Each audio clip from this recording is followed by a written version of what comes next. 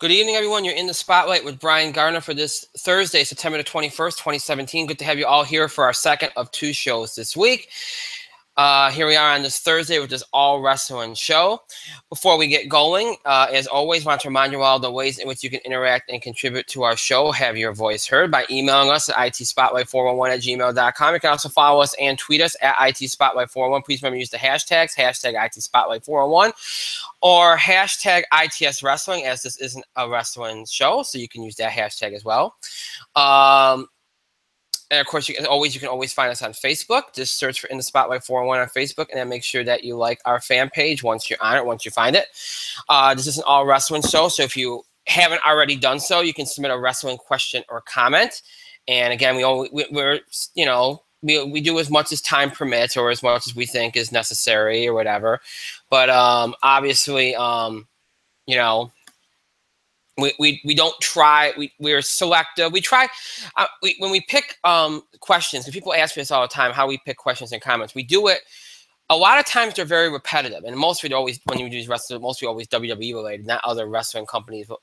Other wrestling companies don't get represented, and that's not our fault. Just what people like to talk about. But a lot of times, we get a lot of the same questions. A lot of them are repetitive or similar. So we try to pick the questions that might be encompass the most, maybe there's similar theme. It's a question that incorporates similar themes, or, we try to pick the best questions, the best comments, so they're not repetitive. They're not, we're a little selective, but as I always said, and I haven't said this in a while, but I've said it a lot in the first couple years we've been doing the show. First couple years we were doing the show, I should say. I'm kind of stumbling all over myself tonight. I apologize. It's very hot in here. But anyway, we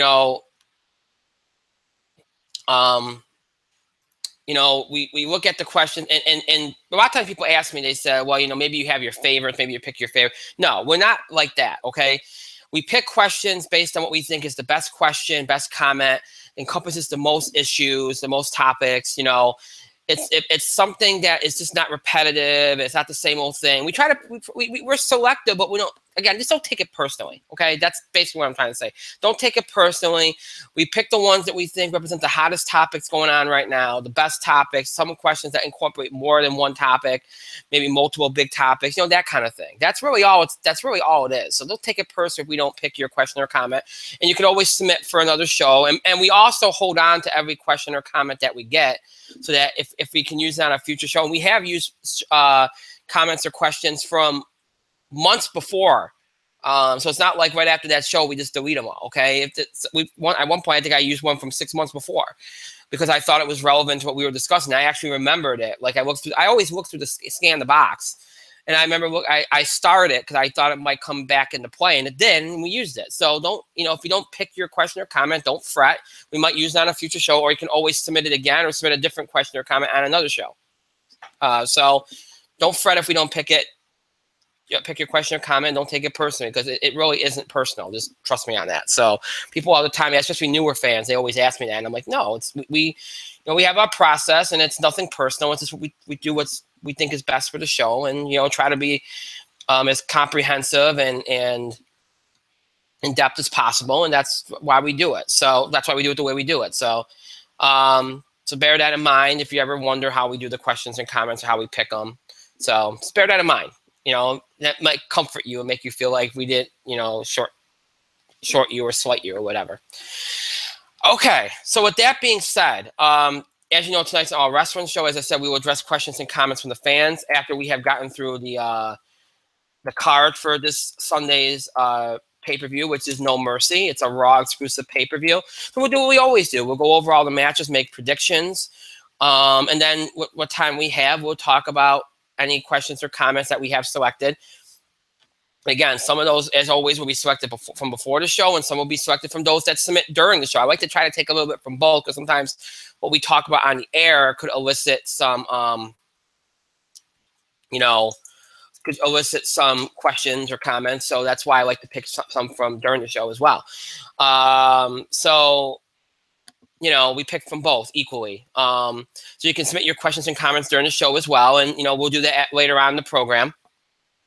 And we'll go roundabout on, like we always do, and ask a few questions and comments, and that'll be the show. So it's not going to be a very long show tonight. And really, our last couple of shows have been on the longer side. So, we can afford to do a shorter show. It's kind of the way it goes.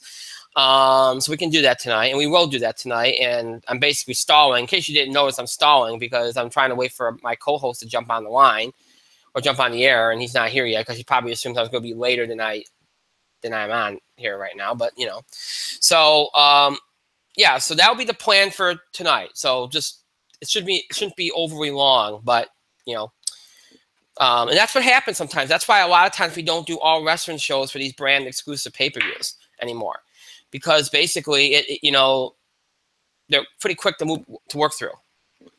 So we don't need to spend a lot of time on them, so we can fit it in on another show. But tonight, I figured I'd commit to an all wrestling show. Whenever I'm able to, we do one. If we're not able to, we fit it in as best we can. We do the wrestling content as best we can. But if we can allow ourselves to do an all wrestling show, then we do it. So that's kind of the way it goes. Next week, as I said on Tuesday, pretty much a normal week. Sports and wrestling on Tuesday. We'll talk about the follow-up from No Mercy and Raw and SmackDown, all that good stuff.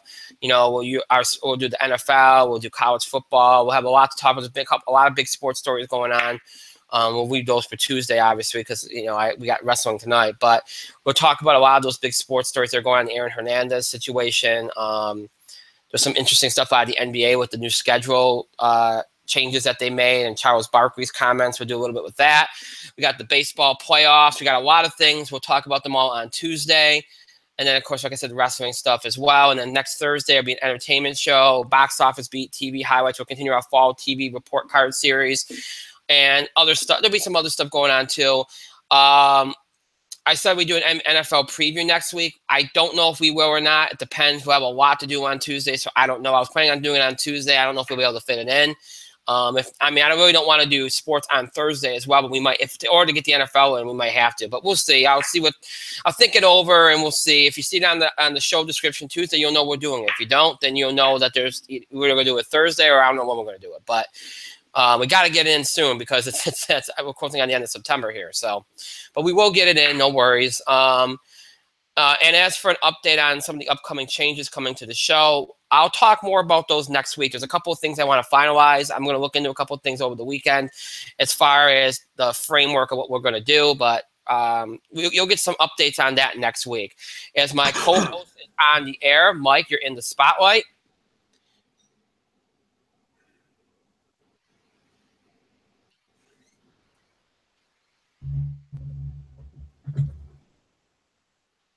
Did you hear me? I did not hear you. I just said you're in the spotlight. So, but yeah. Yes. Apparently, I am in the spotlight. You are. I would have come on and complained about you interrupting my dinner. I would have come on and complained about you interrupting my dinner, but I thought, no, I will give Brian a break tonight. So I just ate my dinner. I'm late. Oh. So for that, I want to say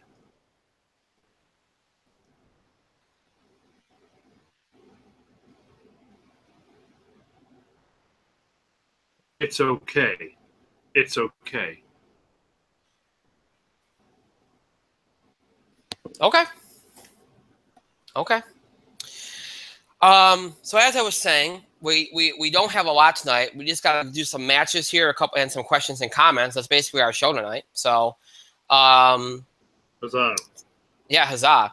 So, we're gonna just go into it. We're gonna get started here because it's not a big card, but it's a card for a lot of interest. I've been calling it over the last couple weeks a mini WrestleMania, even though it's Raw exclusive, because it is. There's two main events here that are WrestleMania worthy. So, we got some stuff to get to here. So again, WWE No Mercy comes at you on WWE Network this coming Sunday. Should be an interesting card. Not much is known. Last month, SummerSlam, the odds, everybody's been following the betting odds for the last, year and a half, 2 years, and a lot of them were off. So you don't know. A lot of the odds are close. They're kind of wonky. So this is going to be one of those, I think, pay-per-views. We're not going to really know much ahead of time here. We can, some spoilers might leak out or something, but I don't think you're going to tell a lot from betting odds this week. I can tell you that much. But We'll see how it goes. So we got a number of matches. I haven't heard of anybody on the kickoff show yet, so we'll just go with what we have. I'm sure there'll be a kickoff match, but we'll just go with the match we have as we always do. And we'll start with a match that we've had before, and it doesn't have a lot of momentum to it. People will care because of who's in it, but it's not on the card. On this card, it's a match that doesn't have a lot of hoopla because we've had it going the last couple months. But Finn Balor versus Bray Wyatt. I'll start this one first. I'm going to be very quick here because to me, this feud should have been over. And the only reason why it's not is because they probably don't have anything for either one of these guys to do. It should have ended with Finn, coming in as a Demon King and defeating Bray Wyatt. To me, that was the culmination. It's the only reason they did this feud. So to kind of continue to push it is kind of, again, just indicative of the fact they just don't have anything else for them to do. But having said that, I mean, it'll be an okay match, Probably won't be as theatrical. Probably won't be as storyline driven. Be more, but regardless, it'll be an okay match. I do expect Finn Balor to win here. And then they can say he won the feud. I mean, stranger things have happened where they've had Bray Wyatt go over in feuds, but I don't expect it here. I think Finn will win this feud. And I think Finn will win this match. Mike? Honestly, I don't disagree with anything you just said. There's relatively little reason for Bray Wyatt to go over here. Have Finn Balor transition into feuding with Roman Reigns, or are you going to have transition into feuding with Elias or The Miz or somebody? Or even Braun Strowman maybe, because you might need that program. So, reason for Finn to lose here. I think he's going to go over and nothing else for Wyatt to do. So they might go Wyatt Reigns again. Who knows? Right. But I'm going to say Finn gets his win back here. All right. Next up, we have Raw Tag Team Champions Seth Rollins and Dean Ambrose versus Cesaro and Sheamus. Go ahead, Mike. Two schools of thought with this one. Two schools of thought. Either they run the betrayal angle early,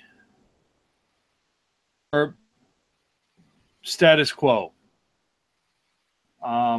So it depends what's going to happen. I have no reason to think that anybody from the 2/3 of Shield are going to turn on.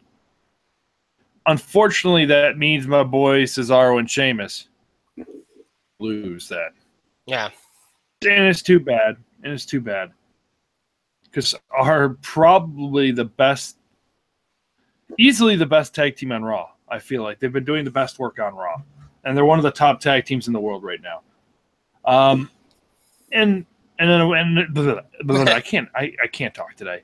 But in a way, I feel like just holding the titles, Ambrose and Rollins, until the Revival get healthy finally. Yeah. So whenever that might be. So I feel like in the end, it's just going to be Ambrose and Rollins are just going to retain. But I think the match is going to be good. And I think next month they're going to get the big whatever the next pay-per-view is going to be for Raw. I think you're going to get a big match because that's what it's leading to. Yeah. I look. I think most of the matches on this card are going to be really good, because of the pairings you have. But yeah, this one should be a very good match. The match at SummerSlam is really good. But yeah, I don't think that if they're going to run a betrayal angle, it's not going to be in this match. It's too early. These guys are, they're going to. The crowd's eating it up. They like it. The angle just kind of got going. They're just we've been really together, a month now, firmly together. So yeah. So I don't think it's too early. It's way too early. So, and I think if they do it, it's going to be setting up a WrestleMania match for these two. So you're gonna have these two together for a little bit here.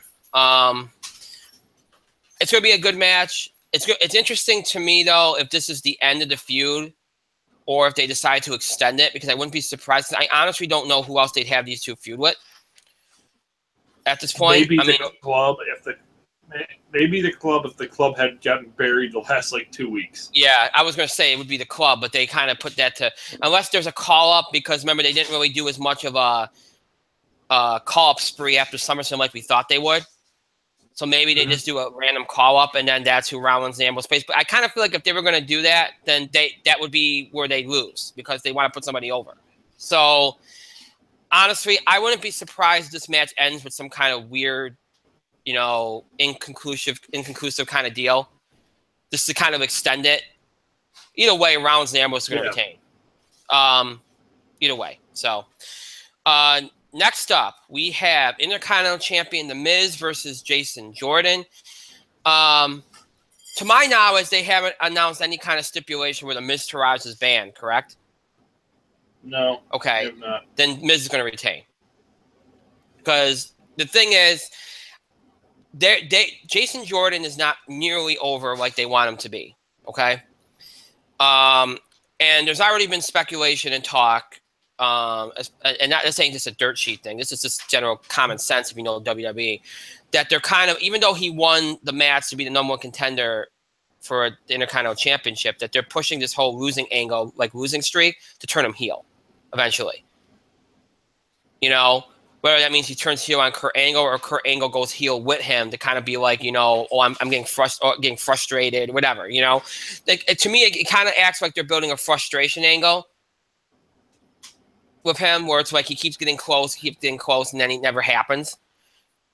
Because I don't think that was their intention, but I think that's the way they realized they had to go after they realized the crowd just wasn't reacting to him the way that they thought they would. I don't know why they thought he would get a bigger reaction, but so based on that, I think that it means easily Miz is going to retain here. But even if that wasn't the case, even if they still thought, hey, we're happy with him as a face, I still don't think he'd win this match. I think they'd build this up a little bit more and have Miz get a couple over on him before they actually had him go over Miz. So I think the Miz will retain here. Won't be clean, but I think he'll retain here. Go ahead, Mike. I think you're half right. And I think the part you're half right on is the fact that Miz is going to retain. Band, Kurt Angle's not doing his son any favors. Storyline son. He's not doing him any favors. So the Miz Taraj is still going to be there. They're probably going to be thrown out because that's usually what happens. But even then, Miz is probably going to retain the title. I think there's a 98% chance of that. Honestly, I don't think ever drop the title right now to Jason Jordan. I think Miz's next big feud, and this is just my opinion based on what I see, and what I've seen on television, what I've heard on television, I think Miz's next big feud is Finn Balor. Putting that up for a little bit. And Finn said, I'm going to go after the Intercontinental title once I'm done with this Bray Wyatt problem. 2 months ago. 3-month rule in effect. Hasn't forgotten about it yet. I might be putting too much logic into it, but yeah, I digress. I feel like the program's going to be Finn Balor is going to retain, which means Jason Jordan is, who knows? Right. Well, I think you could be right, and I also think too. Remember, we heard the rumors of a Miz, Jason Jordan, Elias Sampson triple threat. Yeah, maybe that'll be the next thing up after this. So, maybe that's it. Who knows? I think you're right though. I think it's probably more likely going to be Sampson or Finn Balor. To be honest. And I think Sampson versus Finn Balor is going to be your Intercontinental title feud into the winter. I think. Yeah, because they had a little bit of a mini feud a couple months ago. So. Mm-hmm. Yeah, so it makes sense. All right. So next up we have Raw Women's Champion Alexa Bliss versus Sasha Banks versus Bayley versus Nia Jax versus Emma in a fatal 5-way match. Was fatal 4-way, then it became a fatal 5-way once Bayley was cleared. So, Mike, your thoughts? Go ahead. Bayley's in this match. I don't think it changes the result at all. No. I think she turns into the second favorite. Maybe third favorite. The second most likely, so the third most likely result. And for me, there's 4 results because one result is totally tied. The result that I think will not happen is Sasha Banks or Emma winning the title. Those things are going to happen. Emma is so far down on the card that she doesn't have a chance. WWE stand, and from what I've read and from what I've seen, are really not happy with Sasha Banks and her fan interactions. While she might be one of the main women forefront, I don't think they see her as somebody who's going to get the title for more than a day or a week anymore. At all. I think Sasha's had her time in the sun right now. I think Bayley coming back puts her right at 3. 3. Because, you know, the big return. He's got a lot of momentum.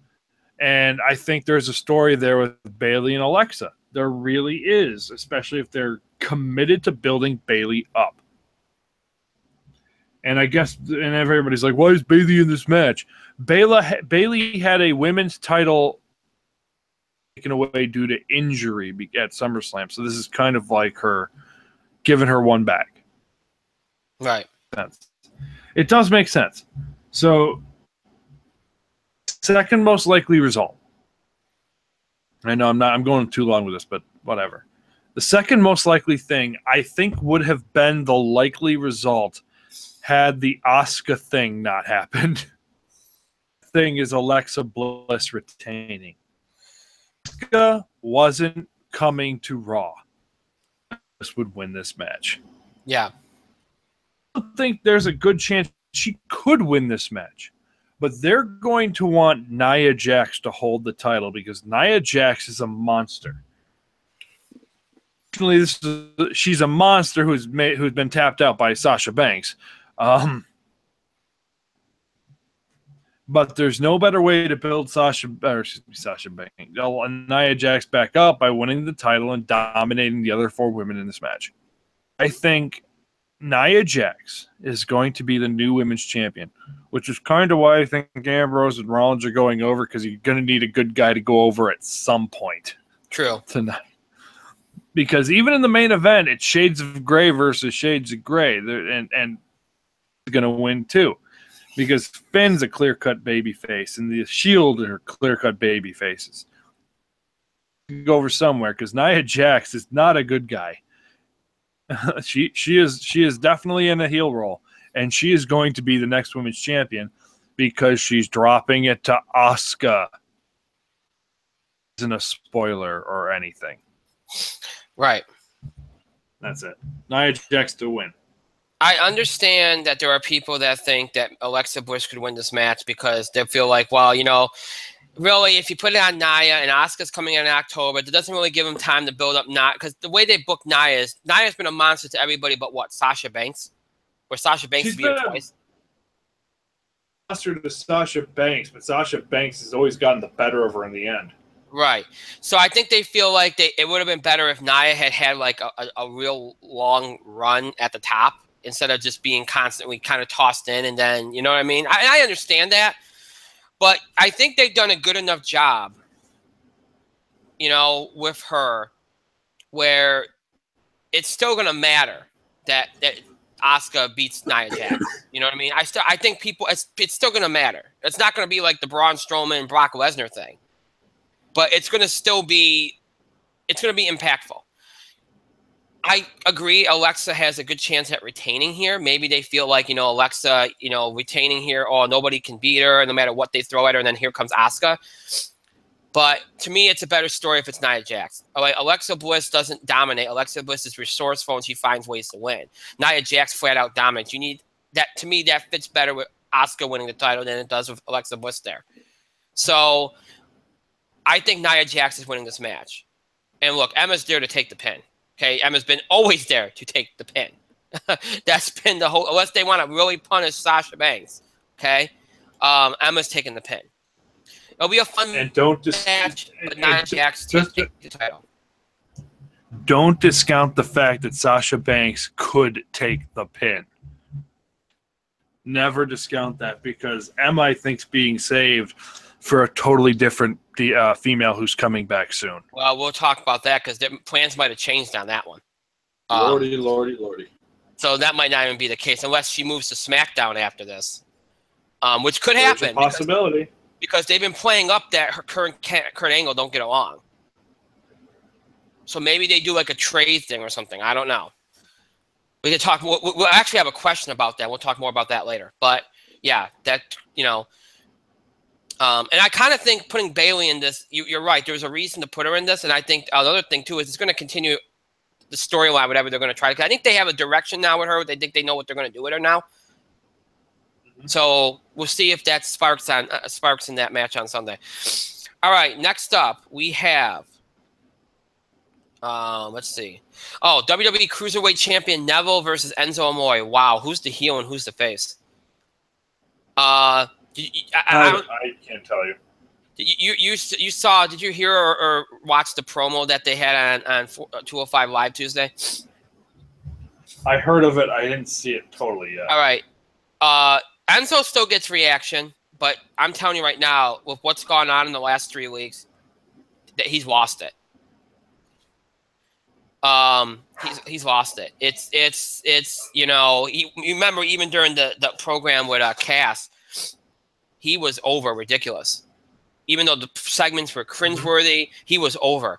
Well, I got either words gotten out, or and of course they've encouraged it because they've actually put the stuff in the promos now and everything. But nonetheless, his reaction is, I mean, Neville came off kind of like, at the very least, he came off like a tweener on Tuesday, whereas Enzo, I mean, it was bad. I mean, it was a good promo, but it's like the character lines have been very blurred here with that promo. So, look, Neville's a good worker. Enzo is not. To me, this is going to be this is probably the match on the card that's not going to be as good, and it's not going to be because of Neville. It's just not, you know, Enzo's just not a good worker. And I'm going to tell you right now, they're in a very difficult position because it's clear this program was designed for Enzo to beat Neville. Even though he had a lot of heat in that, I know what they were trying to do. They were trying to salvage Enzo, capitalize on his popularity, and use it to build 205. Well, they buried 205 Live with this feud. They buried the Cruiserweight division, and they can officially bury it completely if they have Enzo beat Neville here. Enzo has no business beating Neville.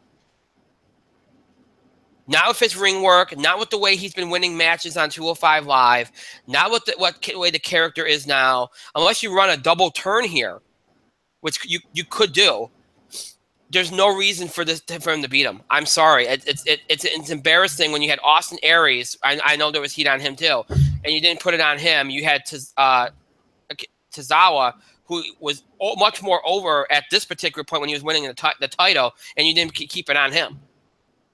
I do not think they should do it. I think they will. I have a feeling they will. Because I think they might run the double turn because they see it as the only way they can do it.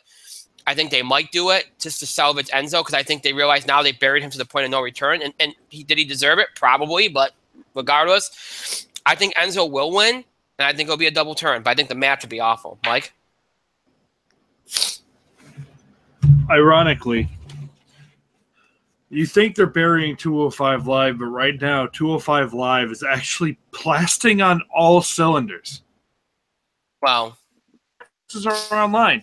And turn Enzo. They just turned Jack Gallagher heel.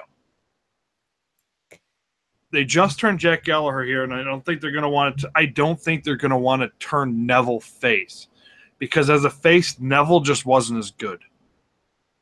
It was great, don't get me wrong, but as a heel, he's in another gear. What they're going to do is have Enzo show another level of aggression. Don't think they're going to run the change here. I don't think there's going to be a title change. I think, and this is going to win by location. I don't run a change. I don't run a change. I think Enzo's going to get another opportunity. But at this point in time, Enzo's been fucking destroyed by everybody. Live, I know he kicked Neville in the junk. But generally when faces do that to heels, it's not a heel turn. It's just nobody likes Enzo at the moment, even though Enzo's crap is still over. Right. But I think Enzo's going to win by disqualification. I do not think they're going to run the title change. And you're right, especially since Jack Gallagher didn't win it. Especially since T.J. Perkins didn't win it. Especially since Tozawa couldn't keep it more than a week.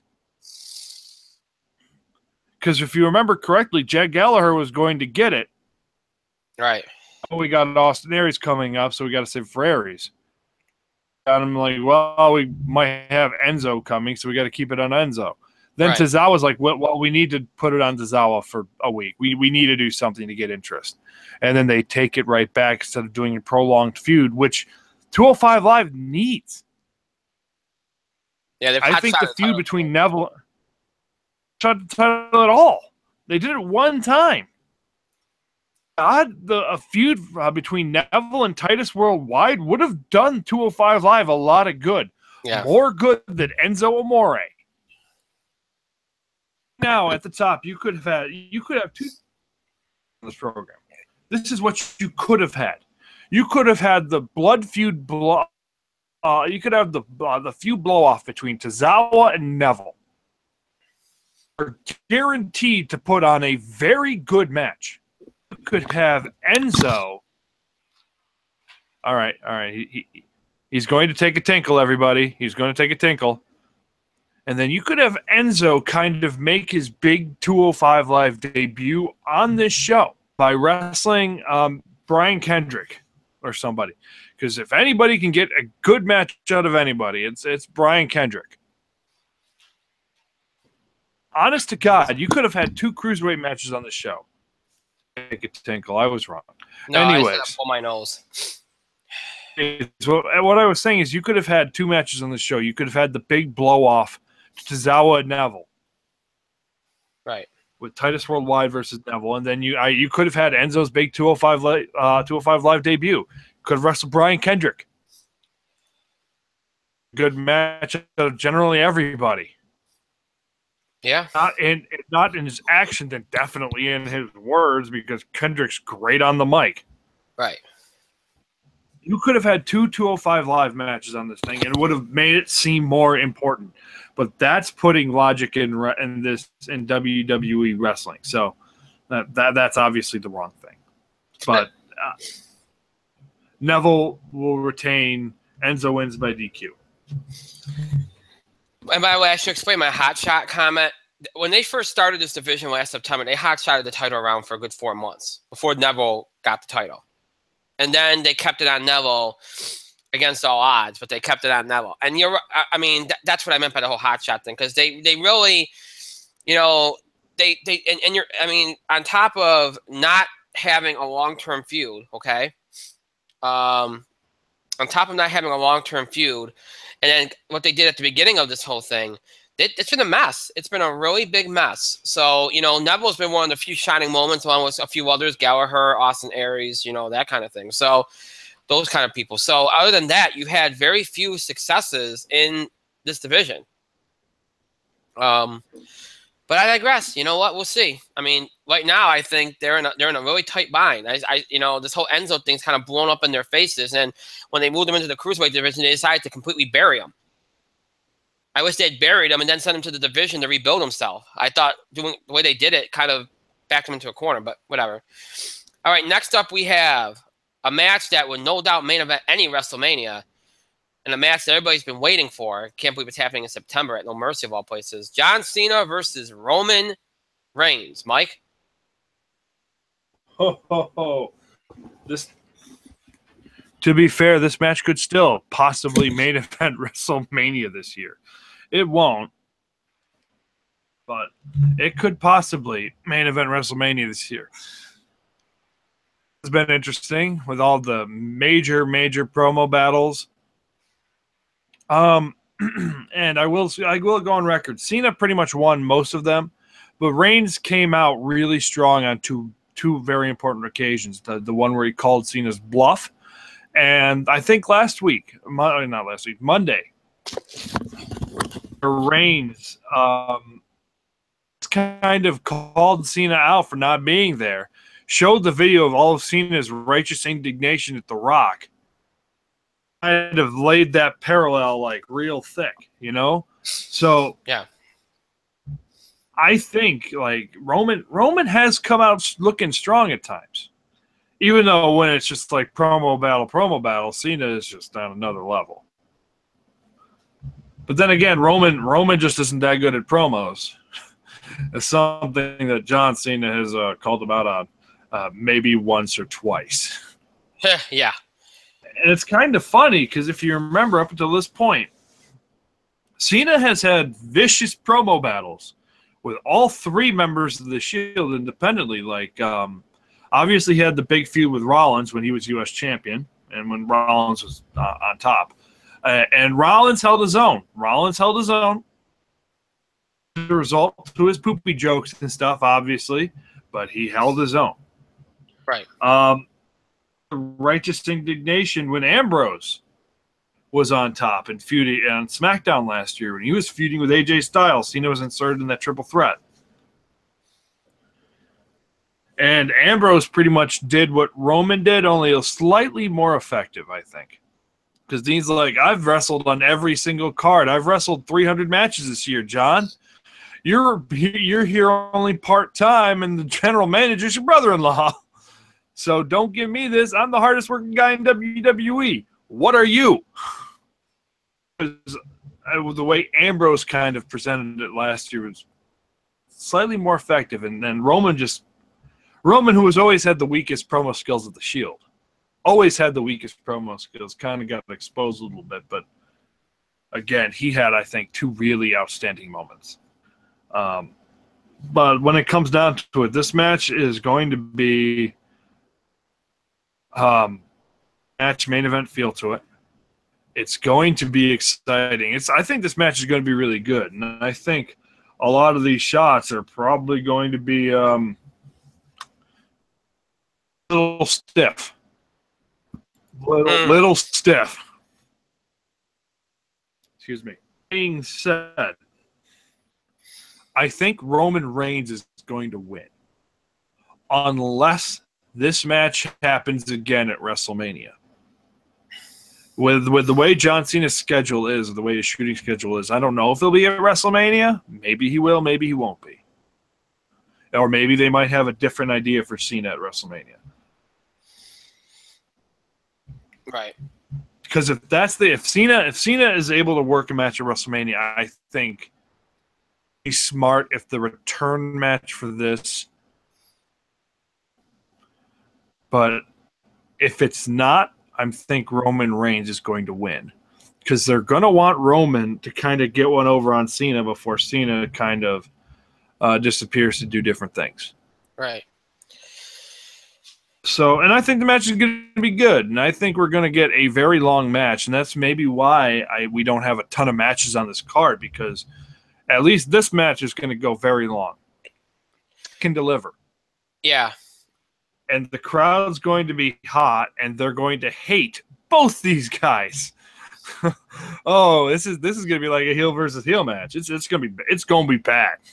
Yeah, they going to get booed, but I think the match is going to be very good. And I'm going to throw the caveat out there one more time. If this match happens at WrestleMania, if the rematch happens at WrestleMania, and it could. These guys are going to want to deliver, put on a huge match. Back like, well, maybe we should put this at WrestleMania because these guys will fucking tear the house down. If that's the case, Cena wins. All other cases, John Cena. Right. So I'm going to get on, and I think Roman's going to win here. Okay. Let me put it to you this way. First of all, there's a lot of speculation about this match. I do agree with you that, there's going to be some stiff shots here. I mean, you've seen Roman's interview. Roman said, it mentioned John Cena going off script regularly. They respect each other as competitors, but, they're not really friendly. There's going to be some stiff shots here, okay? Because there was some things in there that weren't scripted. We all know that. So this is going to be an interesting, fascinating match. It's like a mini version of Cena versus Rock in a lot of ways. It's with the reverse roles, if you think about it. A lot of this match depends on their future plans and what they know about John Cena's status. And, it's interesting. It really is. It's fascinating. I think the crowd's going to be on Cena's side. Cena's already been getting a more favorable reaction along the way. I think the crowd will be on Cena's side here. I mean, not overwhelmingly, but enough to notice. This will be a good match. I mean, it's going to get time. They're doing the same thing they do with all these brand exclusive papers. Usually 6 or 7 matches, and that's what you got. But it's going to get time. Based on what seems to be the case, I think Roman Reigns will win. Because I mean, we've been hearing. I mentioned this the other day. I don't know if I mentioned it on the air. I mentioned this, I'm mic off the air. I've been hearing there's been all this talk that Sunday is going to say a lot about where they go for Survivor Series, what they do for the Rumble, what they do for WrestleMania. Sunday's going to give you a lot of answers to that. And there's been all this talk about some big angle, something, going down. And we don't know what the main event's going to be, but it's like co-main events here. But if you think about it, that usually means there could be a return. That usually means it could be something. I mean, it's something on the level of somebody big coming into the company. If that's the case, I think this is the match where something like that would happen. A big angle, a big return. Obviously, there's been all this Undertaker speculation, the Gong and the No Mercy thing, and everybody going crazy about that. There's been rumors that Undertaker worked out at SummerSlam before the pay-per-view started. It was in the ring or whatever. There's been a lot of mention of Undertaker since Roman Reigns being, but also in this feud. John Cena saying he's a broken down man with a bad hip. If there's going to be some kind of big angle, big return, an Undertaker return or something, it's going to be in this match. And I know the idea would be you could see Undertaker screwing over either one of these guys. But based on Cena taking a direct shot at him in a promo, I think it's more likely to be John Cena that he screws over. And that might be their way around this match, and having Cena take an L here is having, Roman win with Undertaker's help, or Undertaker interfering in the match, and then you can do this match without that kind of interference later on down the line. Either way, I think it's looking more and more like Roman will win this match, whether it's clean or whether there's interference by Undertaker or something. I think Roman Reigns is going to win this match. Because I don't think I just don't think they know what's going to go on with Cena at this point. So you strike while the iron's hot, and unless you can get assurance from Cena that he's going to work Mania, they're going to do this match again at some point. And honestly, I wouldn't do this match again unless you could do a best out of 3, and you can do the second one at Rumble and then another one at WrestleMania. But I wouldn't do this match again unless it's going to be at a big pay-per-view. You can't do another one at like a TLC or something, okay? You can't do it. But we'll see. But I think Roman Reigns is going to win the match. All right, next up we have Universal Champion Brock Lesnar versus Braun Strowman.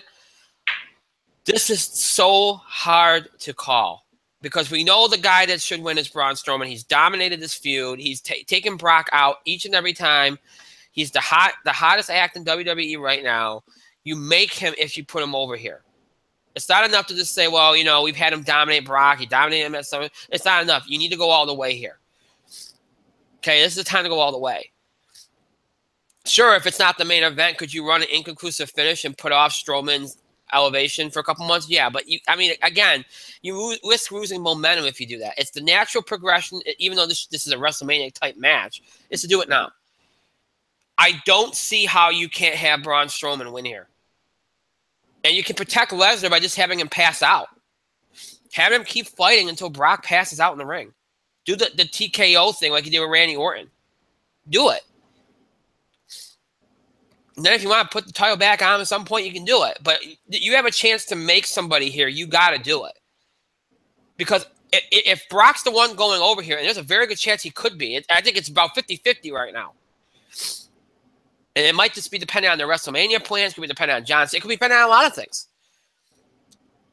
If Brock's the one going over in this match, how in the hell what do you do with Braun Strowman? How do you protect him? Oh, well, it was valiant and bad. We did that with Samoa Joe. You can't keep doing that. You can't keep doing that. It's not, people don't buy that. They want wins and losses here. He needs, there's no way, the only way you can protect Braun Strowman is the match has an inconclusive finish and doesn't finish. Okay, the match doesn't finish, then you protect Braun Strowman. Maybe they keep fighting, they both take each other out, and it's a no contest. That's the only way you can do it. And if that's the main event, and you basically crapped all over the show. If they run that kind of finish, then Cena Reigns the main event. But I don't think they're going to run that kind of finish. And I think that's a cop-out.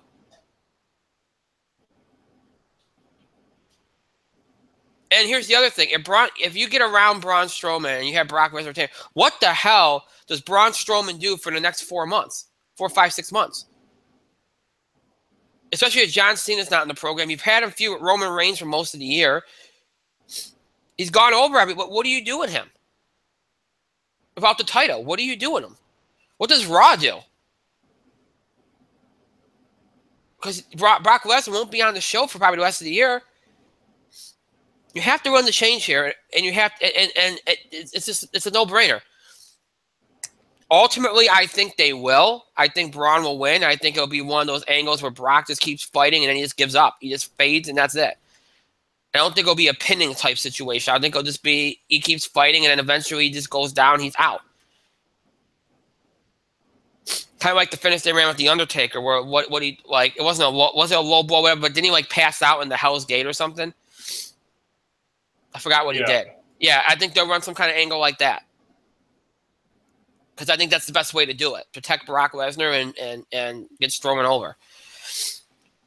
I think they'll do it because I don't think they know what else they can do. But it's a 50-50 thing in my opinion. But Braun Strowman, I'm going with. Mike? I agree. It is 50-50.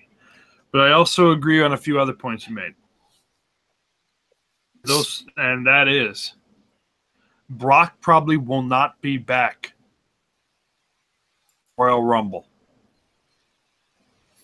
And that's an awful long time to not have the Universal Championship on its show.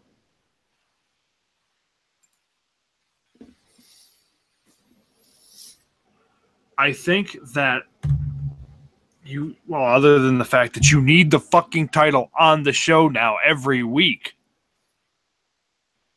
Again, what do you do with Braun Strowman?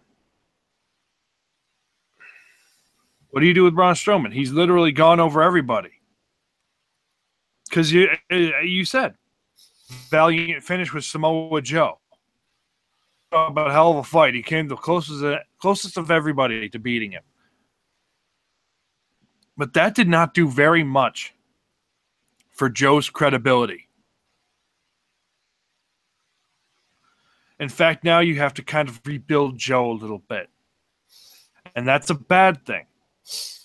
Joe, up until that point, was an unbeatable freaking monster. Wow. I mean, it wasn't Braun Strowman, but Samoa Joe was the hottest act in the company for a while. I think you're right. This is your opportunity to make Braun Strowman. This is it. This is the moment in time. You can't get blue balls here. Go all the way. And yeah, I agree. I think if you run that TKO finish, Lesnar just gets beat up and he can't continue.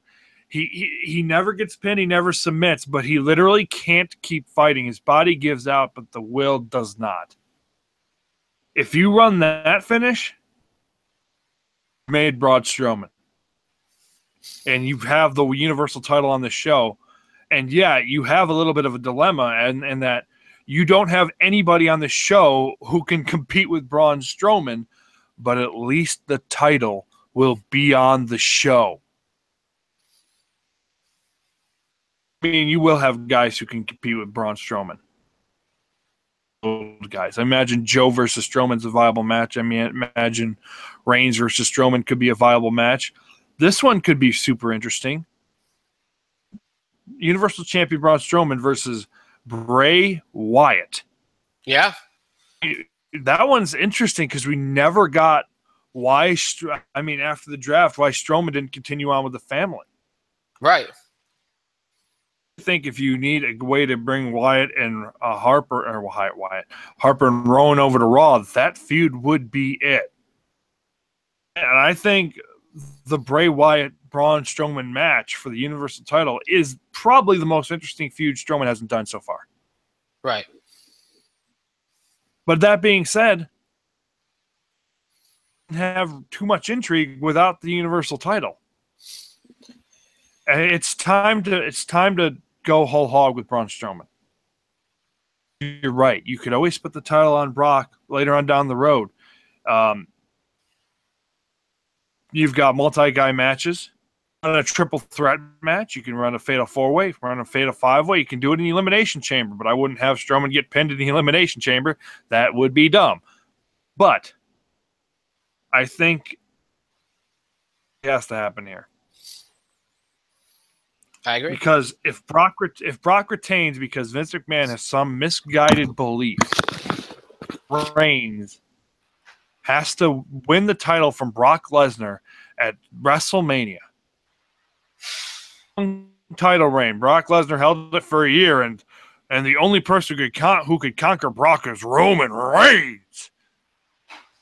That's his thought process. It's inherently flawed because you've just sacrificed the biggest star you've made in years on Raw. Agree.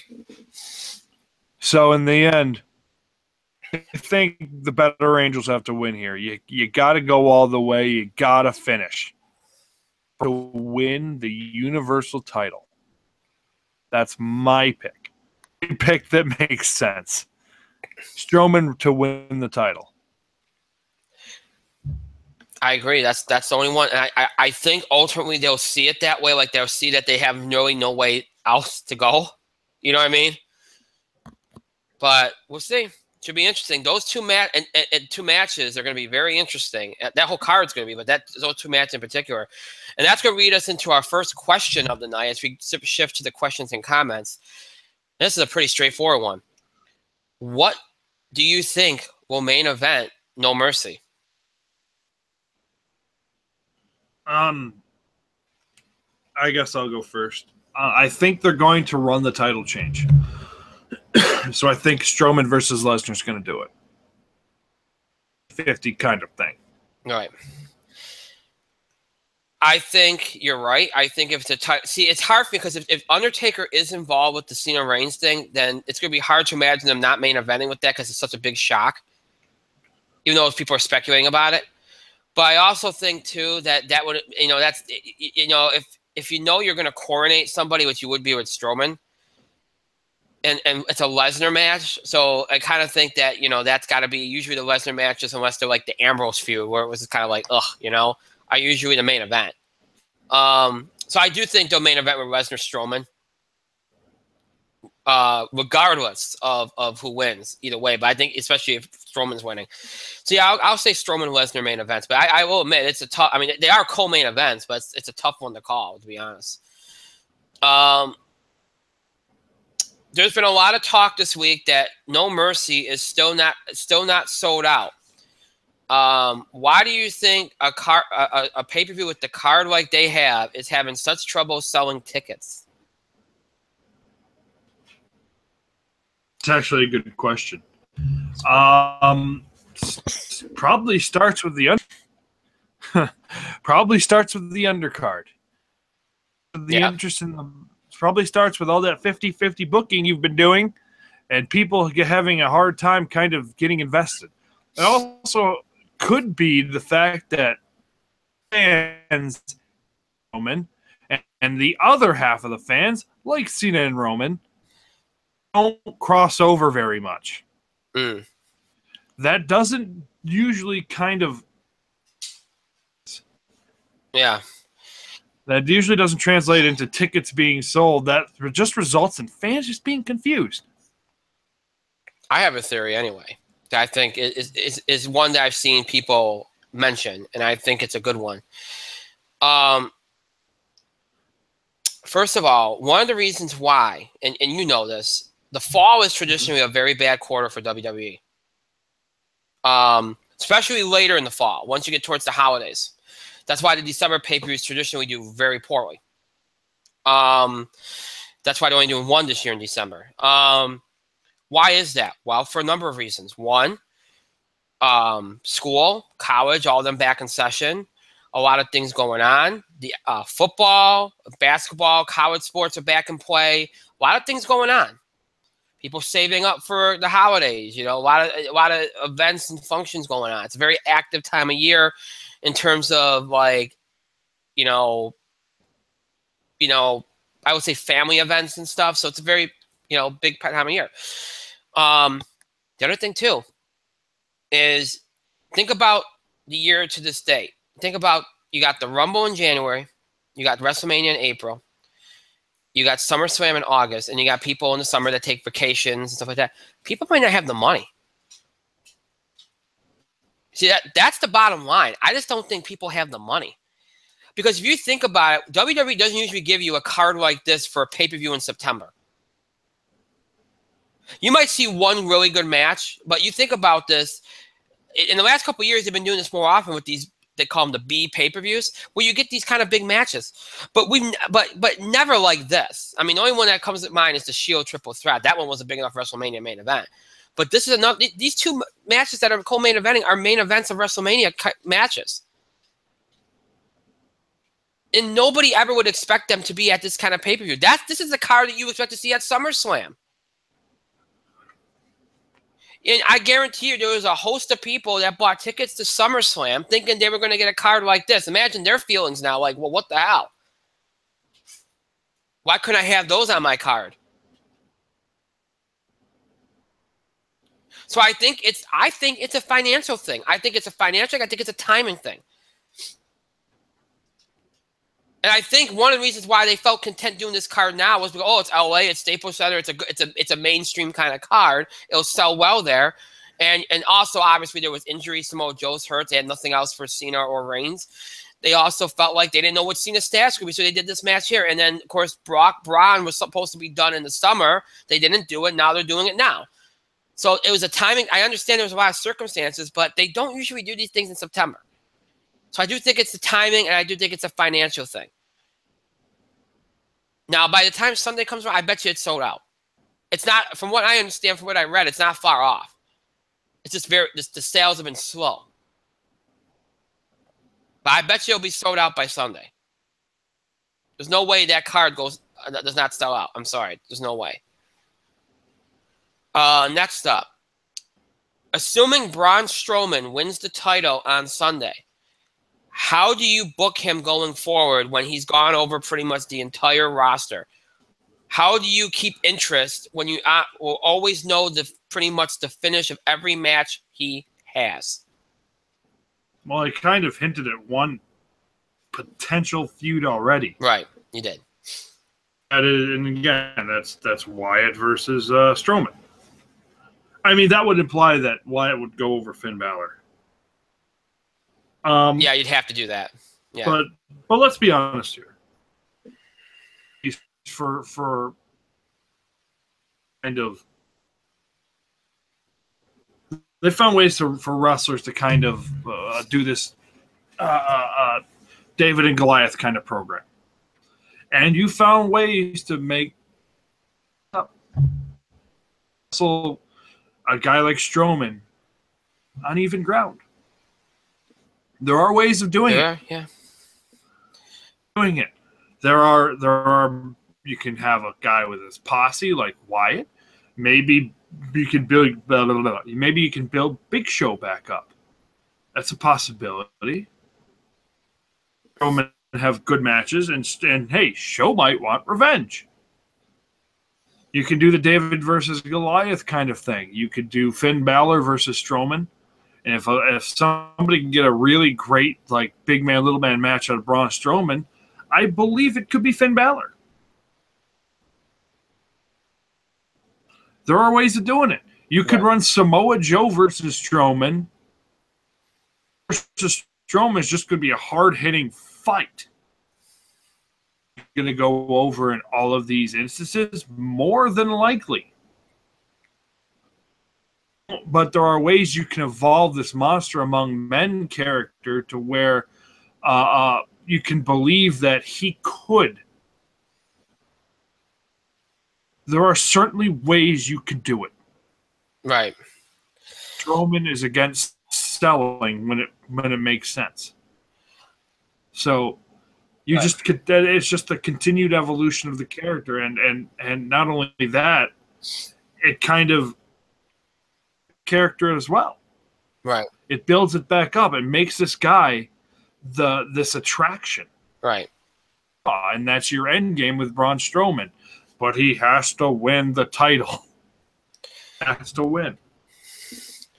One of our I'm just gonna click out here. One of our fans, while you were, I was gonna mention this too, and it's kind of somebody. One of our fans sent in, actually addressing this question, their thoughts on how they would book Braun Strowman, just to maintain interest, because obviously people would feel like, I mean, in a match with Samoa Joe, they might feel like there's a possibility that Samoa Joe is a worthy challenger. Okay, that kind of match you can do, and I think people buy that. Obviously, if you face John Cena, people would feel like there's a chance Cena could beat Braun Strowman.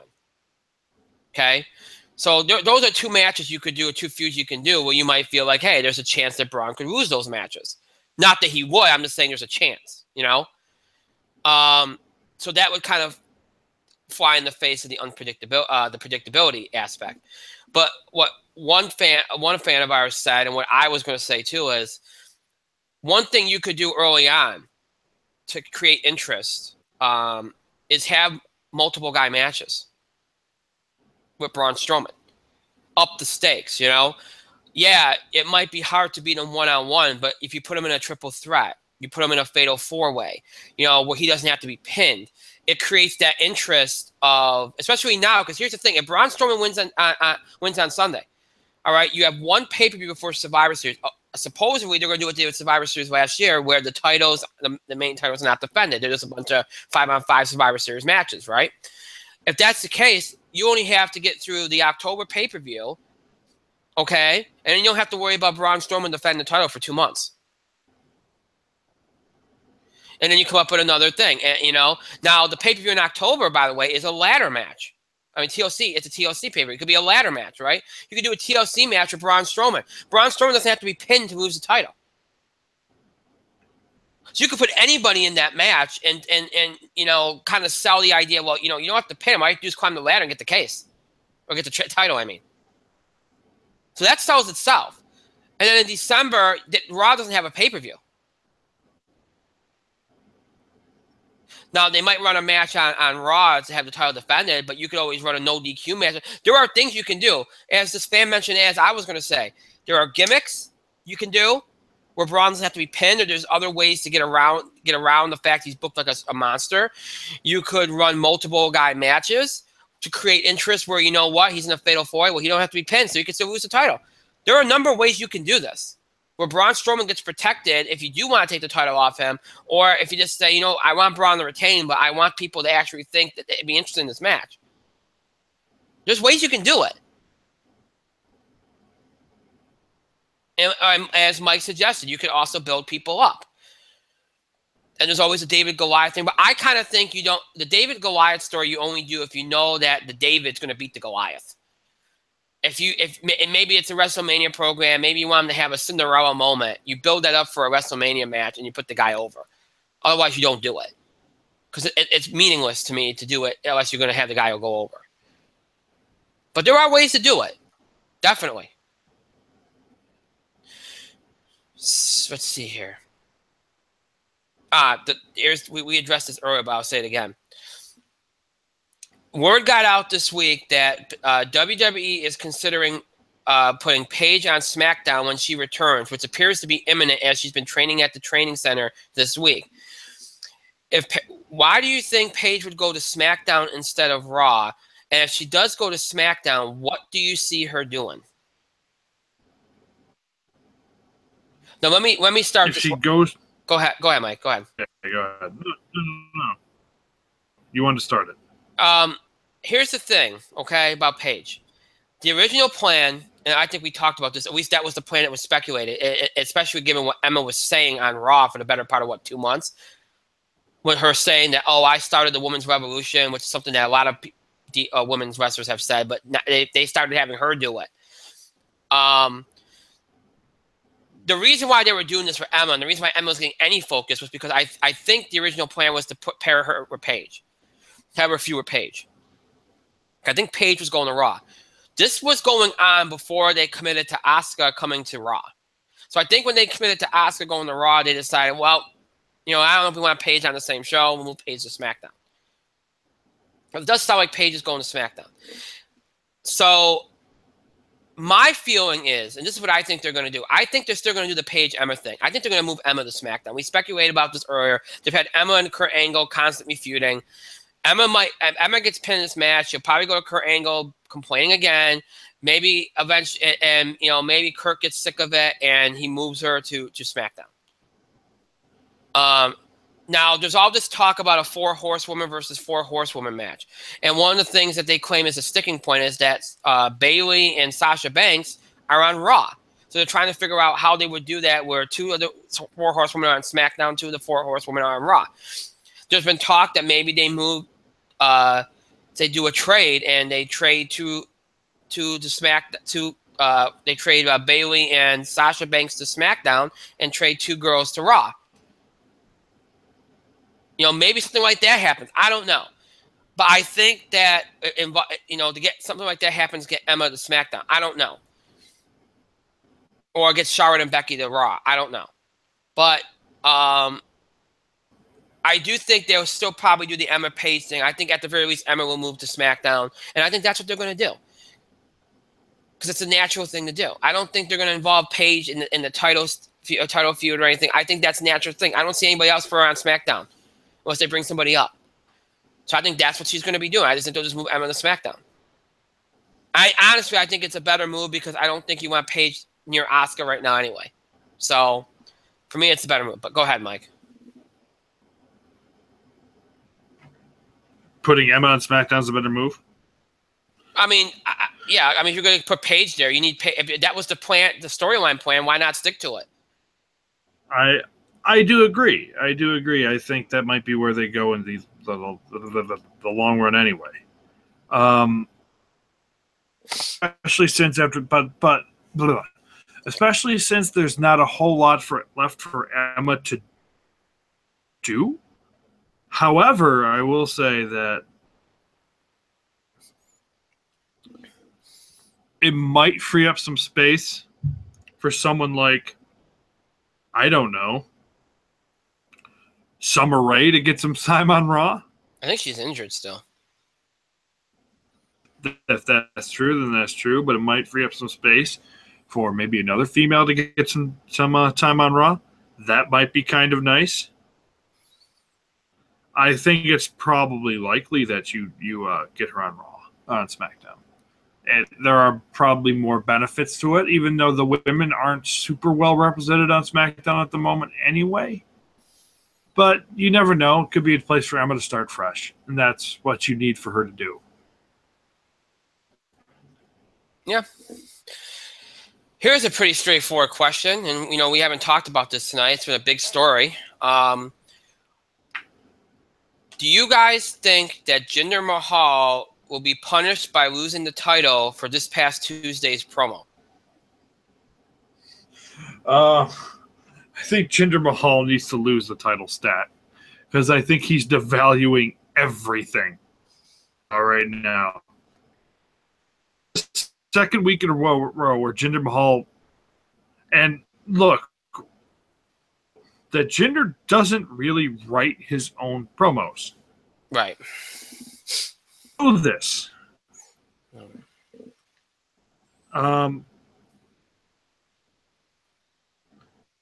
I feel like I feel like if the title wasn't coming off Jinder now, or if it wasn't, I think now it's certainly on the table.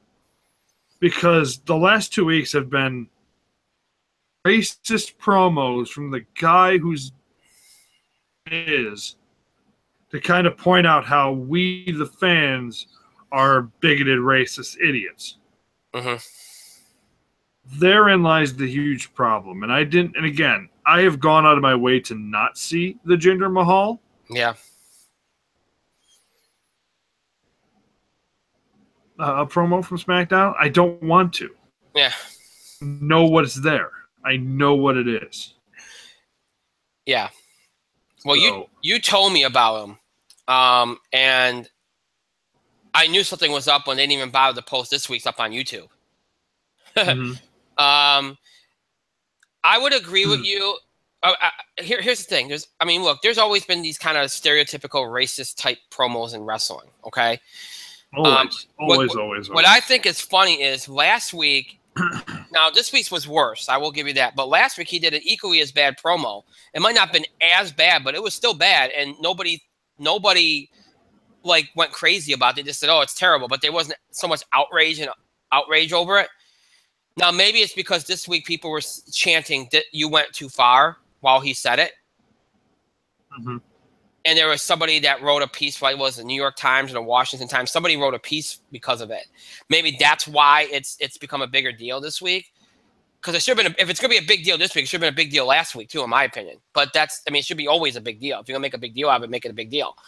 No, it was bad. I didn't watch it. I read the content of it. I didn't watch it. I didn't want to watch it. I've heard about it. I know enough about it, so I'm not speaking out of turn. It is bad, and it's something that they've done before, but it doesn't in this day and age. It's not going to go over well, and it doesn't help that it was said by somebody that already people are kind of like done with as being champion. It's nothing to do with who he is and his race or anything like that. It's nothing to do with that.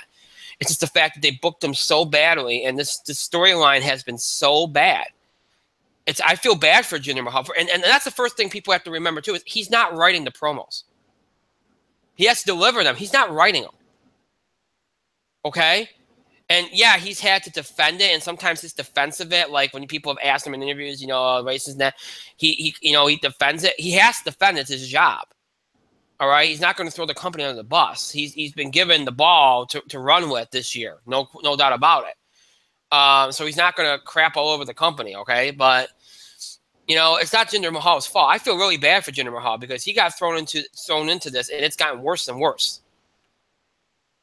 Now, let me just say this: based on WWE's statement today, where they acknowledged, they said, it really wasn't an apology or anything. It was basically just, we were, basically we're not racist. We employ people of different races, and that. Like it was just a traditional statement. Based on that, I mean, yeah, they didn't put the promo on YouTube. But based on that, I don't know how. To me, it comes off like they just think it's going to be something that blows over, like a lot of things. I don't think they're going to change their plans. I told you, I've been telling you, I think, since SummerSlam, that I think Jinder Mahal is not losing this title until at least December. At least. And I don't even think he's losing it in December, because if we got him to December, they're probably going to wait till at least the Rumble, if not later. So I don't think he's losing it, because they're not putting that match in the cell. I think they haven't announced it, but I'm assuming the tag match will be in the cell, because that's been the rumor. They're not going to be in the cell. Because they're not going to be in the cell, that allows for interference. They've run the same damn finish to Jinder Mahal matches for the last 4 months. I think they're going to run a similar finish again. Shinsuke is going to get screwed out of the title. He's going to lose, and there's not another SmackDown pay-per-view until after Survivor Series. The title is probably not going to be defended at Survivor Series. Therefore, Jinder Mahal holds that title until at least December at Clash of the Champions. And at that point, they might even have a different challenger, or introduce another challenger into the fold. I do not think Jinder Mahal is losing this title until at least December. And then I feel like if it's December, they probably won't have him lose it, because then they're going to be thinking they're building up to a moment. So I think they'll keep him on to WrestleMania. I can't believe I'm saying, but I'm telling you, I think that's the way it's going to go. I have no reason to think they're going to do it unless, maybe a couple of corporate sponsors get in your ear and start pushing it. But I don't. And I think, what I think one of the things is too, I think they're too afraid that people are going to feel bad. I think they don't want to punish Jinder Mahal because of the creative team. I think there's going to be some heat on whoever it was that wrote those promos. I think there's going to be some heat on the creative team for not giving him better material. I think this is going to cause a thing backstage where a lot of like the agents and stuff are like, well, geez, what are you doing to this guy? You're the ones that are screwing this push over. You're the ones that are doing this. They're not going to blame Jinder Mahal, and I think that's why they're not going to take the title off him, because I think they're going to blame the creative team. They're not going to blame Jinder Mahal, and they shouldn't blame Jinder Mahal. It is the creative team, but it's also it's WWE in general. They have not handled this Jinder Mahal thing well from the beginning. The way that they pushed him, the way that they've handled him since this big push got going, the whole thing's been a mess. The guy I feel bad for the guy. He's a nice guy. He works hard. He shouldn't be in this position like this. He should not be in this position. It's unfortunate because this is going to be, remembered forever, and this is his big push. And he's going to be thinking to myself, boy, this people are going to look back at us and go, this is one of the worst pushes that WWE's ever had. And he's going to be like, well, for him, it was a dream because he won the WWE Championship and he held it for a good long while. But everybody else going to look at it and go, boy, that was a terrible time. And it shouldn't have been. I feel bad for him. He doesn't deserve this, but it's unfortunate.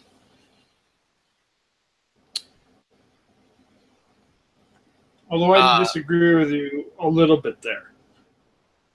You're going to be like, well, it wasn't Jinder Mahal's thing. It wasn't Jinder Mahal's fault. The writers. Well, here's the thing. The writer of most of his promos is generally regarded to be Vince McMahon. This might not blame the content, but how it's delivered. Sure. Who delivers that promo? Jinder Mahal. So a belief that backstage Jinder Mahal is devaluing the title. None of Jinder Mahal's matches as champion have been relatively good. Right. None of them. Right. And that's the thing. That there is the biggest issue. Jinder Mahal never learned how to work a big main event style before being in the main event. Yeah, you're right. Card guy going 5 to 10 minutes at most. You're right. Just threw him into the fire, and look, he's been trying. I could say about Jinder is nobody's going to outwork Jinder. And I know you're looking or not. I think you might be rolling your eyes, and that's fine. No, I'm not. I'm looking to the side of the screen because I'm looking at messages. But that's the thing. Jinder, he's not going to be outworked, but when it comes to just wrestling a good main event match, Jinder doesn't have that skill yet. Right. It's being hidden by the Singh brothers. The problem with this is you've run the same finish 4 or 5 shows in a row. You cannot run this finish because people are already getting tired of the Jinder Mahal promo. They're already getting tired of the Jinder Mahal thing. And your big thing is Jinder Mahal is boosting business in India, right? Big thing? Sure. Yeah. When Jinder Mahal won the title and maybe for the first pay-per-view after, WWE Network subscribers were up in India. Right. Since then? No. They're down. What? Actually, the guy that's driving the business. No. It's Cena. The business in India. Jinder Mahal was one for a little bit, but he fell number 2 real quick. Right. Why did he fall number 2 real quick? Because fans aren't stupid. Fans aren't stupid. When they see the same damn finish 3 months in a row, 1980s, where you can get away with Hogan hulking up, big boot leg drop. When that happened, It was a moment. It was awesome. Hogan could work a main event style. Watch Jinder Mahal's shtick. He gets his ass kicked for 10 minutes. The Singh brothers interfere. Jinder Mahal comes up from behind him, hits him with the Colossus, and gets a bullshit win. Once or twice. And people are like, well, fuck this. John Cena is more interesting. And let's be clear. Is more interesting. If this was what you needed, if this is what you wanted, you would have been smart to not put Shinsuke Nakamura anywhere near till he wins it. And your SummerSlam match should have been Jinder Mahal versus John Cena, period. Cena versus Orton for the #1 contendership. Cena beats Orton via Rusev interference, and then Cena versus Jinder for the title. And then you could have had Cena put over Jinder. He kind of hint to the Indian fans that, hey, this guy's a big deal. Yeah. Cena. But we're thinking too much, aren't we, Brian? Way too much. And that was actually, and while you're addressing it, that was one of the other questions we had is why did WWE avoid Cena versus, and I kid you not, this is one of the questions from last month, I just pulled it. Why did WWE not do Cena versus Jinder Mahal? That was the next natural progression after Orton, and both of them are said to be tops as far as interest in India goes. It would have wrote itself. Why? It would have wrote itself. This would have been India's feud, 1 and 2. Right. Business, you're most interested in a match. You build it up. It would have done better than Cena versus Corbin. Right. You could have done, and look, let's face it, versus Corbin would have been the natural progression. You just flip-flop the two. You don't even put Nakamura in contention. You just have him do a grudge match with Corbin. Maybe you put the briefcase on the line. Right. And maybe Corbin sells the briefcase after him, but he probably loses it to Nakamura. Right. Doesn't matter. Nakamura versus Corbin was the natural progression of that feud. But you wanted a moment, and then you got cold feet, you got blue balls, and you couldn't squirt. Right. So you ran Jinder again. I think Jinder is going to lose at Hell in a Cell. I think enough people backstage are like, look, we have to pull the plug on this. It's just not working. Nakamura is going to get it at Hell in a Cell because I think there's more money in a different heel on SmackDown having the title. I wonder and who. I'm not just being a fanboy. Just being a fanboy. He can't be. You can't just be a fanboy right now because he is the top heel on the show. It's pretty damn obvious at this point. So, let me just say this. It's too bad that Jinder isn't in a, it's too bad that Jinder left the company and came back, and he's not one of these guys that kind of like had this long, kind of. If Jinder Mahal was somebody that had a lot of clout, thinking like, even if he was somebody like Owens that did well on the indie scene, and a lot of the guys in the back, like Vincent, that they like him. And a lot of people like Jinder in the back. I'm not saying that nobody likes Jinder, but a lot of people pretty much everybody likes Jinder in the back. That's not a thing. What I'm saying though, it's too bad that Jinder Mahal didn't probably feel it wasn't comfortable with stepping forward and saying, "Hey, I'm not doing this promo." But he's not going to do that because this is a guy that left the company, came back, had nothing to do early on, and then all of a sudden got the dream push of a lifetime. He's not going to jeopardize that. He'd be dumb to.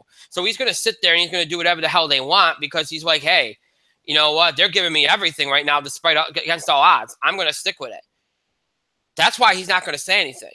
He might look at them and go, are you sure? But he's not going to he's not going to, do what Ambrose did or the Shield guys did in the middle of their push when it looked like they were going to lose to John Cena and they stuck up for themselves. They're not going to do something like that. He's not going to do something like that. He's not going to go to Vince or whoever's writing the things and say, hey, I'm not going to do this. This is horrible. I'm not doing it. He's not going to do it. He doesn't want to jeopardize his push. Ironically, these promos are are probably the greatest threat to his push at this point. Even though it should be everything, because everything has gone wrong. It's just gotten progressively worse. But all right, let's do a couple more and we're done.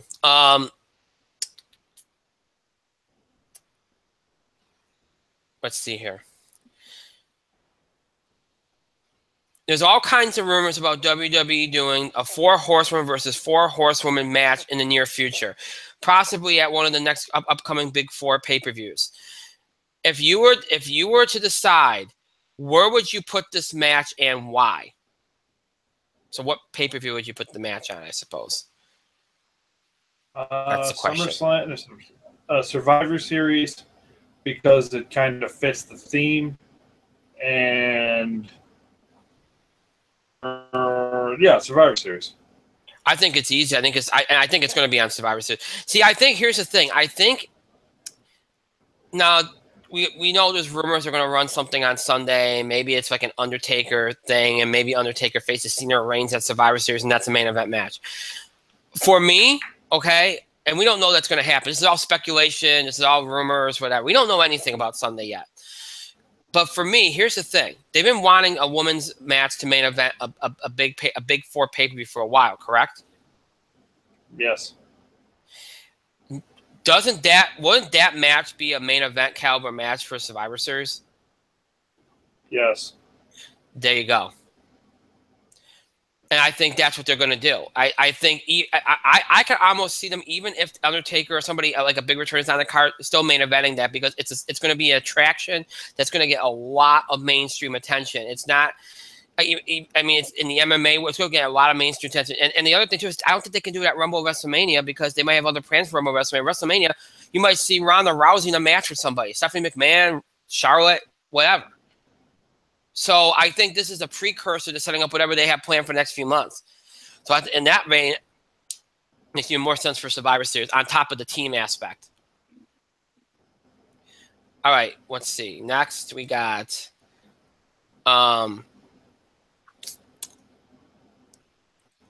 there has been a lot of shoot promos of late. Probably the most that we've seen since the rise of CM Punk. Do you think that the overabundance of shoot promos lately is going to hurt the product, and do you think they'll get old pretty quickly?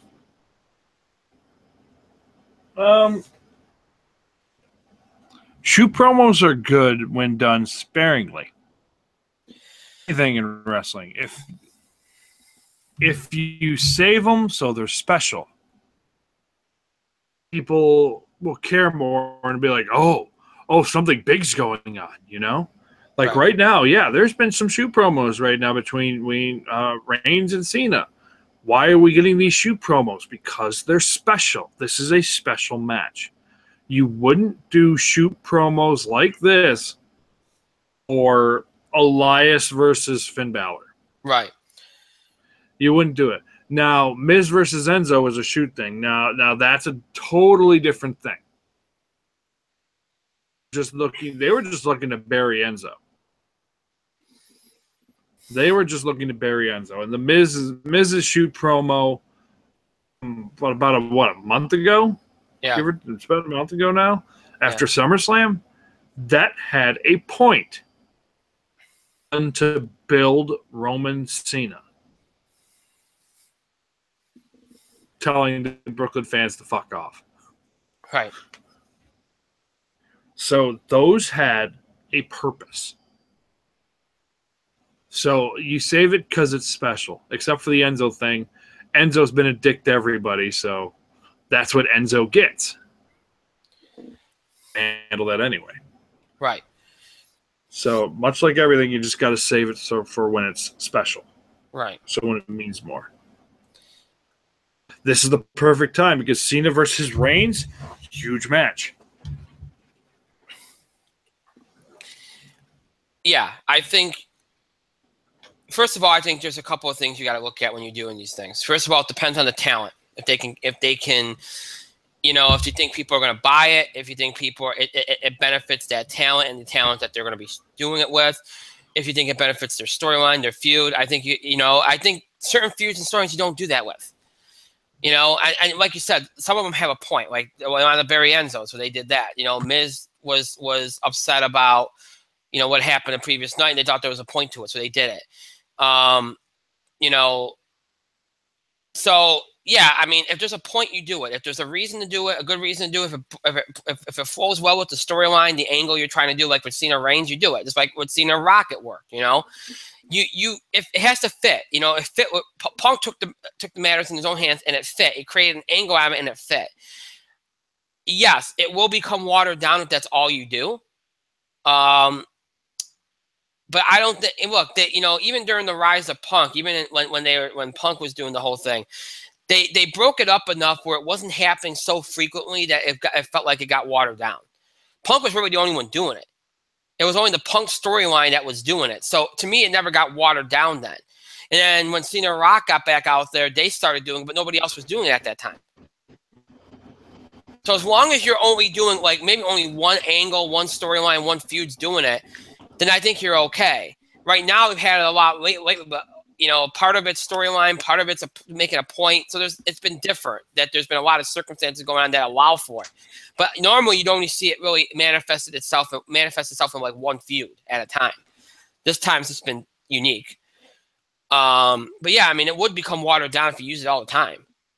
Plus, I think that it would ruin the business a little bit. You know, because there are some people in the crowd or watching that are probably like, "What the hell are they doing? What are they talking about? Why is this?" They might get confused by it, you know. For those that follow things, or maybe they're on the internet or something, they'll understand it completely and be all invested. But for those that don't, they might not. So it's a risky run doing those kind of things. But last question of the night: who do you think is the most underrated talent in WWE? Sami Zayn. That was a quick answer. Is there any other guy?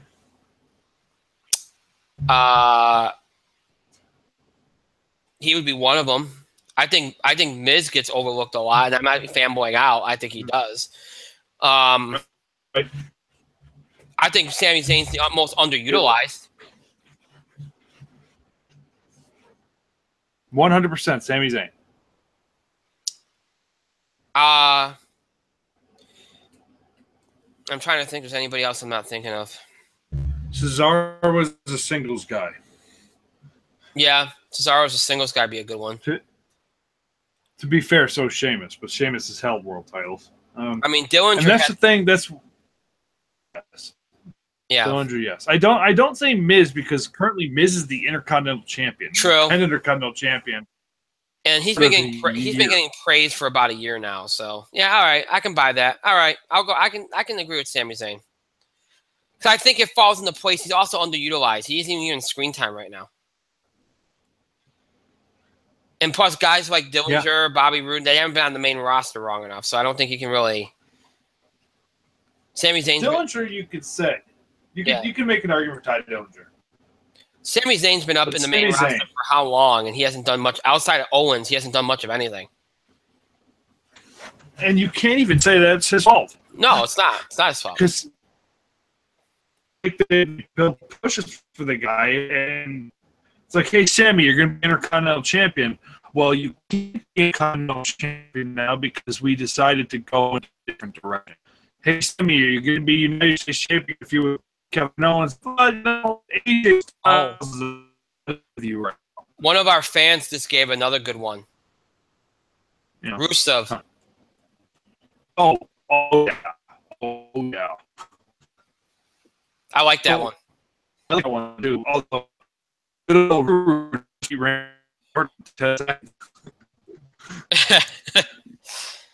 So, but at least Rusev is on television. Yeah, well, he was off for a while. I mean, he was injured for part of it, but he was off for a while. But Rusev's a good one. Rusev's a very good one. Rusev's a good one. I would say Dolph Ziggler, but I think he did that to himself. So I don't think you can really say. And by the way, if anybody, there are people. We weren't going to address this question, but a couple of people asked where we think that they're going with the Dolph Ziggler thing. I've heard rumors, and I've read this on a couple of wrestling sites and stuff. Apparently, the rumor is that Dolph Ziggler is going to feud with Bobby Roode.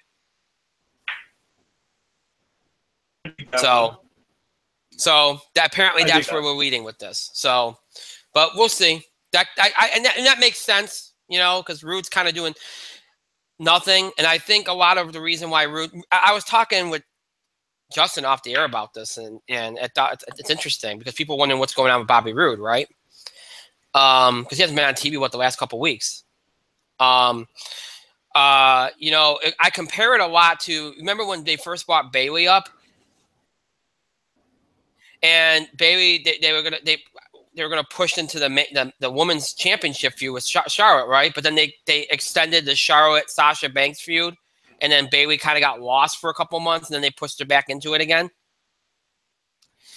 It reminds me a little bit of that. I think Bobby Roode they brought up, and I think Bobby Roode was going to feud with Shinsuke Nakamura as a heel. I think this was back when there was enough people involved that were going to put Nakamura over Mahal. And then they decided to stick with Jinder Mahal. And when they did that, they had nothing for Bobby Roode. Yeah.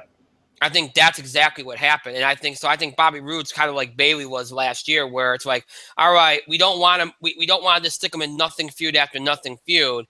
We'll just do it like this. And then when we have everything, when we have something in mind, that we'll throw him back on screen. I think that's basically, I think it's just like the Bayley thing. They, their plans changed and they had no plan B. So now they're kind of stuck. That's kind of what I think it is. But certainly, I don't think they're going to do the Bobby Roode what they did to Bayley. No. Not sure the crowd would let it happen, to be honest. But yeah, I think they anticipated Bobby Roode would get a heel when he came up, and unfortunately, the crowd is not reacting that way. No, they're not. They're not. They like him. So I guess putting him in a feud with Ziggler might not be the worst idea right now. Yep. All right. So with that, we got through everything. We are done for the night. As always, the show might be over. It does not mean you have to stop interacting with humans. The show. Continue to send us your questions, your feedback. We need the feedback. It's been very helpful. Keep sending it. Questions about the show, reactions, comments, opinions, and things we did on the show, things we talked about, topic ideas, and breaking news items related to sports, entertainment, wrestling you want us to cover.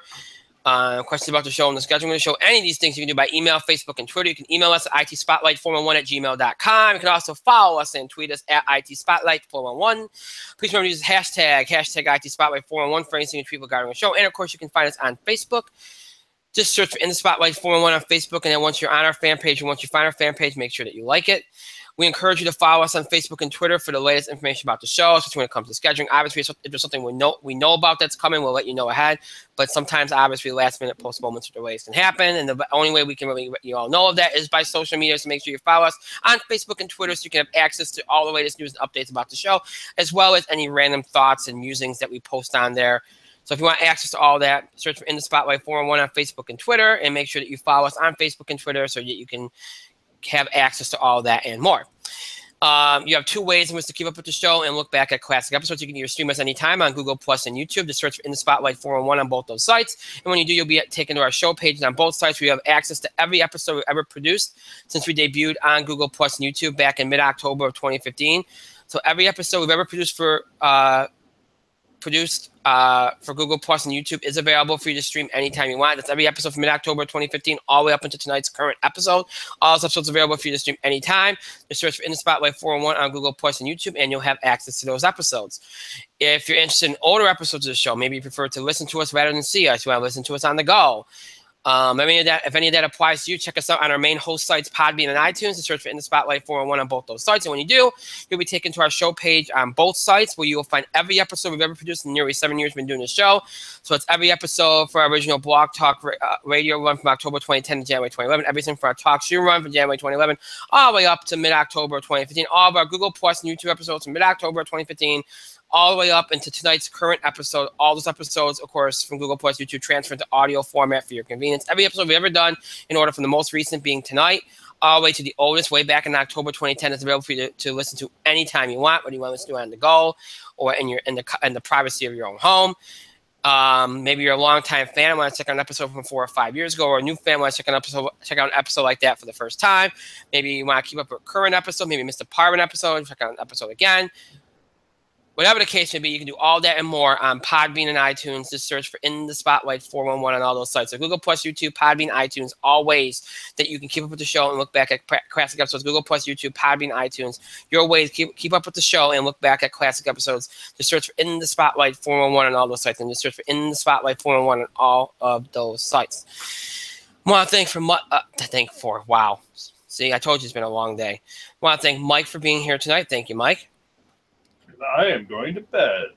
Thank myself for another great show. Pat myself on the back. And thank all of you for your continued support and your contributions to the show. Thank you so much for watching. And to those that will be watching or listening to this later, thank you to you as well. That is it for tonight. That is it for this week. Our next show, of course, will be on Tuesday. Next week, Tuesday and Thursday, 2 shows. Pretty normal week. On Tuesday, we'll talk on the wrestling side. We'll talk about the fallout from No Mercy, fallout from Raw. We'll talk SmackDown. On the sports side of things, we have football, college, pro. Well, we have to talk about the Aaron Hernandez thing. We have to talk about we have an NBA thing. I don't know if Mike is familiar, but he probably will be by Tuesday. The NBA's got some schedule changes that they made, and Charles Barkley is very sarcastic about those changes. Made some comments today. We'll talk about them. He was hilarious, as usual, but so we'll talk about those. We'll talk some baseball next week, the last week of the regular season, so we'll have some stuff to talk about there. I just mentioned NFL preview. I don't think we'll have time to do it on Tuesday, so I'll let you all know what we're going to do with that next week. I don't think we're going to do. I don't really want to do sports Tuesday and Thursday, so I don't know if we'll do it next week. I don't know what we'll do, but I'll talk to you about that on Tuesday. Next Thursday, entertainment, box office beat, TV highlights, part 2 of our fall TV report card series, and of course we'll probably do more than just that, but that's the big stuff. So we'll do all that next week. So that's the lay of the land for next week. I'll also talk to you about the changes that are coming to the show next week as well. We'll have some updates on those. So all that will be coming up on the show next week. So until then, I hope you all have a great rest of your night, a great weekend, and a great start to your week next week. We'll see you back here this coming Tuesday night, September the 26th at 9 o'clock from Eastern Time, broadcasting and streaming live here on YouTube. Until then, have a good weekend and a good night, everybody.